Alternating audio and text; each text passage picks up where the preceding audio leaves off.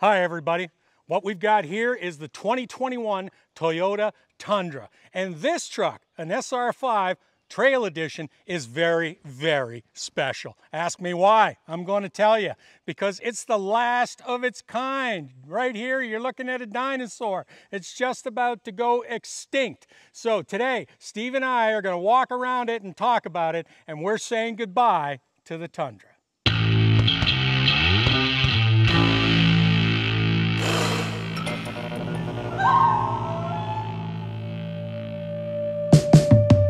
There are no more tears to cry, then it's time to say goodbye, goodbye. So let's talk about this Tundra here today. Now, first of all, we've done a full Truck King review on this truck with towing and payload. So if you want to watch that, hit the link above right now.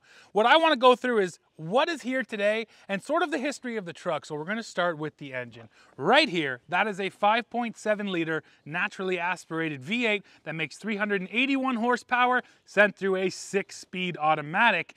And all of that has remained unchanged since this generation of Tundra launched. So this powertrain has been there since the beginning back in 07, 08.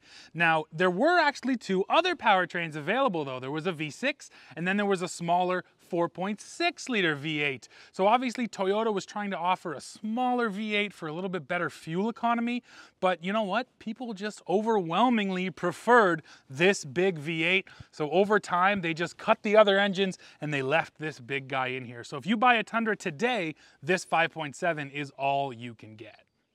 And just like all of those consumers, Dad and I here at Truck King, we love this 5.7 liter V8 as well. It is strong and torquey.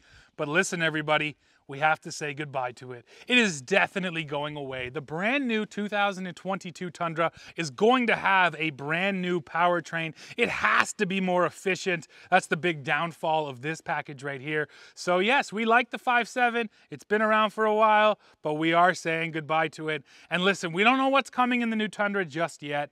I'm pretty confident it's going to be a hybrid powertrain, but we still have to wait and see. The one thing we know is goodbye 5.7. Let's talk a little about the way the Tundra looks. So the very first generation of Tundra rolled out in late 1999 as a 2000 model, and you can see it right here. Then it was fully updated in 2008, and production was actually moved down to Texas. You can see that truck right here. And then in 2014, it wasn't an all-new truck. They basically just put new skin onto it, and that is the truck that is sitting here today. Now, me personally, I really like the way this truck looks. I think it has aged well. It isn't ultra aggressive, and that is something I think Toyota was obviously disappointed with, because here is the 2022 truck, and I think they really went for that aggressive styling. And now you can see all four of them together, and I want you to go in the comments right now and let me know which one of these Tundras looks the best. So as we look at this 21 Tundra, what really has been the legacy of this truck? What are they going to talk about in years to come after the new one comes along? So the one thing about this truck is that we've had 14 years of a full-size Toyota. Now that was after they introduced the first truck that people like me, auto journalists, called a 3/4 Toyota. We got on them right away. It was a great little truck, but it was little. They said they were competing with the full-size Detroit trucks. Wasn't even close. And frankly, that's why it only lasted one generation. Then they built a brand new plant in San Antonio, Texas, and this is what came out of there. And I got to tell you, I was impressed. Now, fast forward 14 years, this truck has basically not changed that much. And the thing that sticks in my mind today is all the comments that we get on a lot of the new trucks that we test where guys are saying, why can't we just have a simple truck? Why can't I just have a truck that does everything I want, gives me what I need, and nothing that I don't? Well, frankly, that's what Tundra is. And I think Tundra's kind of always been that. Because when you get in here, it's really easy to start going, well, look at the screen, look at the cameras, take a look at all the other infotainment stuff that doesn't exist.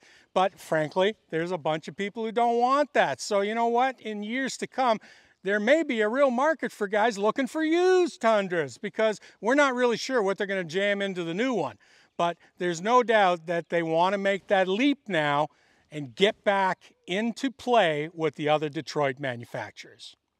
And actually, Dad, we know there's going to be a big old touchscreen in the new Tundra. They've already confirmed that. So they're definitely stepping up the tech. Well, that and the fact that the back window is still going to go down. We've seen the spy shots. So they're trying to keep the stuff that people really like and probably up in their game. And really the one big game, Steve mentioned it, fuel economy. We need better fuel economy. We love this 5.7, but man, you need a loan every time you go to the gas station.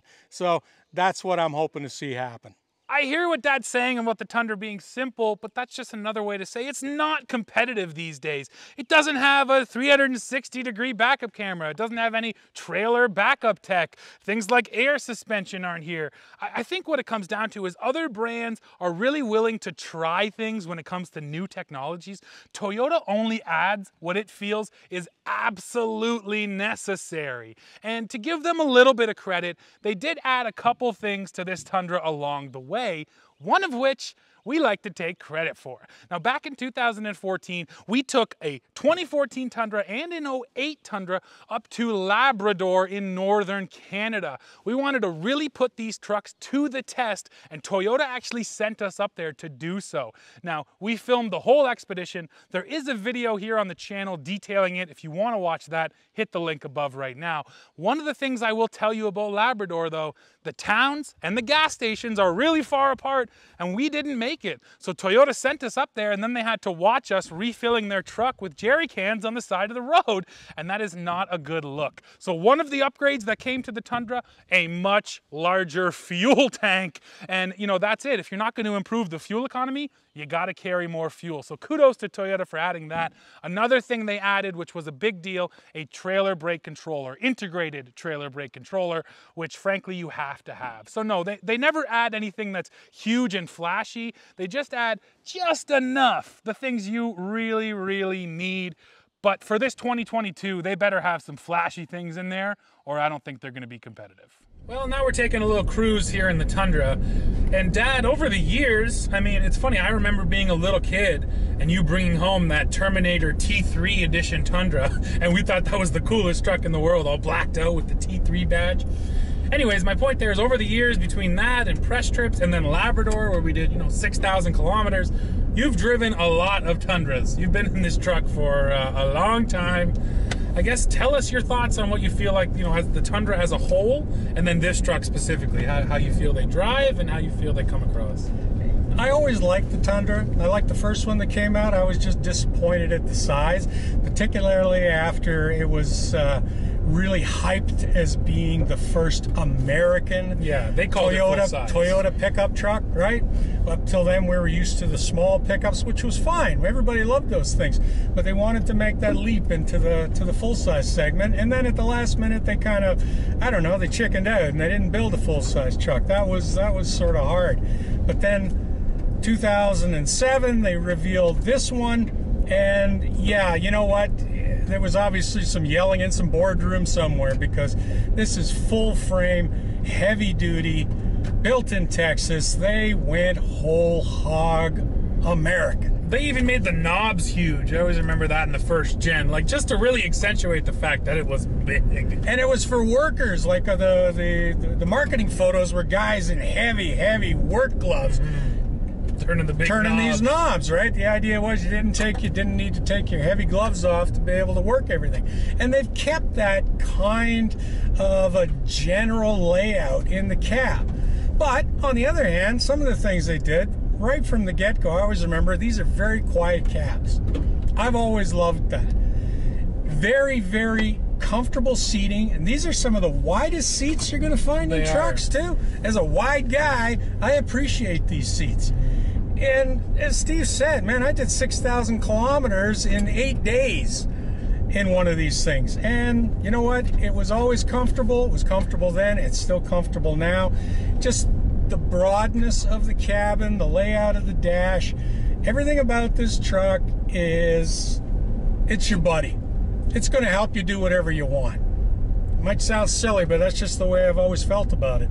And those are the things that I am hoping Toyota has kept in the next gen. Because if they keep that, then they want to upgrade all the other infotainment, electronics, cameras, goofy other stuff, that's fine. But keep the basic essence of this truck. It's a decent work truck, good tow vehicle.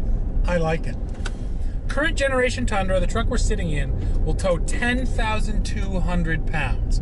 Now, competitively, that doesn't stack up, right? The F-150 will do over 13 now. You're right. The other trucks will do, you know, between, I think, 11 and 13. So that number's, you know, it's not enough if you look at the competition. But my question to you is, does the 2022 Tundra need to tow more, or is 10.2 enough? And I'm gonna try to be brief about that. The numbers that all the other guys put out are for a very specific truck. Two-wheel drive, the small cab. True. I mean, it's not for the larger trucks. I mean, everybody's buying crew cabs. You will not be towing 13,000 pounds with a crew cab. So in a way, it's disingenuous. They're like, oh, look what we can tow, but you can only tow that with trucks that maybe they sell 2% that are in that category. Whereas the Tundra, they're a lot more honest in terms of their tow number and the way that the trucks are set up. And bottom line, and you can argue with me if you like, but if you're towing more than 10,000 pounds with a half-ton, you're nuts. Because it's not about getting it started, it's about stopping it, and it's about handling on the road.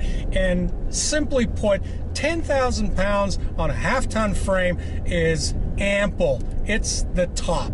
If you need more than that, you better go 3/4 ton. Well, yeah, with that in mind, it'll be interesting to see whether Toyota plays that game or not, or if they just keep the towing right around 10 grand. Well, and the other thing, I mean, now that I'm thinking about that, I'd love to see a 3/4 ton Tundra. I'd also love to see a diesel in the Tundra. Yeah, that would be cool. I'm not expecting it right off the hop, and frankly, it's the kind of thing that I've been asking for 20 years, and they may never bother to do it because maybe they just don't feel there's, you know, that they capture enough of the market to pay for it. But for the time being, a new Tundra is exciting, because that's the other thing with Toyota, is they do this every 7 years like clockwork. They don't cut it short, so we don't get to see stuff, you know, mid-cycle or just because they decided to drop another one. So it's been a long time since we had a new Tundra. You're right, and these days, yeah, I mean, every 2-3 years we're getting some kind of update because these guys are so competitive now, but Toyota doesn't play that game. So you're right, it's exciting that finally we have a new Tundra.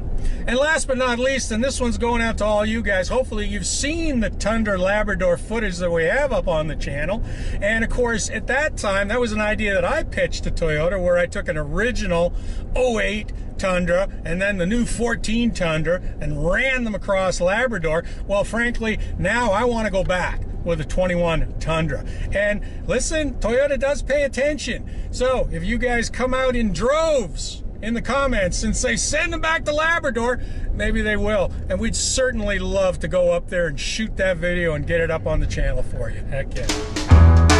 Well, Dad, I have always liked this generation of the Tundra, but I gotta tell you, I am excited to see that new truck and finally get some new technology out of Toyota. And I hope it's impressive, because there's a good chance we're gonna be talking about the new version for at least another 7 years. I always like to see what's new, but I also like to commend the company for building this truck, particularly now, 14 years on. This powertrain, bulletproof. If you want the naturally aspirated 5.7 and you like the simple, straightforward, basic work truck, this is the one. So get out there and buy one, because it's all gone, man. They're done. Yeah, exactly. They're gonna be off dealer lots soon enough.